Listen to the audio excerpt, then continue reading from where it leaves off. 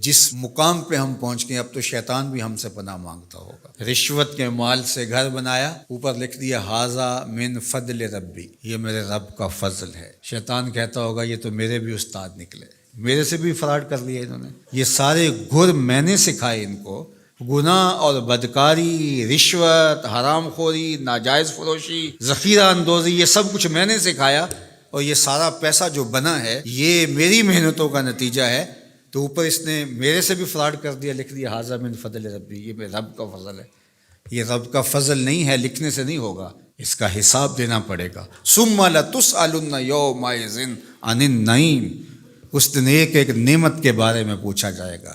جو ٹھنڈا پانی پیا ہے اس کا بھی سوال ہوگا کہاں سے آیا۔ مال کے بارے میں 2 سوال ہوں گے۔ حدیث پاک میں آتا ہے لا تزول قدم عبد یوم القیامہ حتی یسأل عن 4، قیامت کے دن اللہ بندے کے قدم اپنے سامنے سے ہٹنے نہیں دے گا جب تک اس سے 4 سوال نہیں پوچھ لے گا۔ عن عمرہ فیما افناہ، عمر کے بارے میں پوچھے گا کہاں گزاری۔ عن شبابہ فیما ابلاہ، اس کی جوانی کے بارے میں پوچھے گا کہ جوانی بسر کہاں کی، جوانی کے ایام کیسے گزارے، مستانی ہوتی ہے۔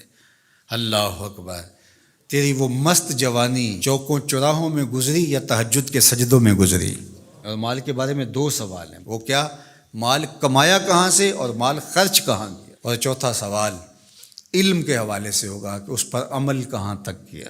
عالم تو بہت بڑے ہو، واز تو بڑا اچھا کہتے ہو، لوگوں کے رونگٹے کھڑے ہو جاتے ہیں، لوگ واہ واہ کہتے ہیں، جب تم آواز اٹھاتے ہو اس کا جادو جاگتا ہے اور لوگ مست ہو کے جھومنے لگتے ہیں، علمی نکتے بیان کرتے ہو تو کمال کر دیتے ہو، تمہیں فر عربی بولنی آتی ہے، مختلف زبانوں کے ماہر ہو، لوگوں کے نفسیات کے اوپر کیسے قابض ہونا اچھی طرح سے تم جانتے ہو، لفظوں کا ذخیرہ تمہارے پاس ہے، جملے ہیں، ترکیبیں ہیں، بات کرنے کا سلیقہ ہے، ڈھب ہے، اچھوتے مضامین بیان کرتے ہو، انوکھے عنوان منتخب کرتے ہو، پھر دلائل کے انبار لگا دیتے ہو۔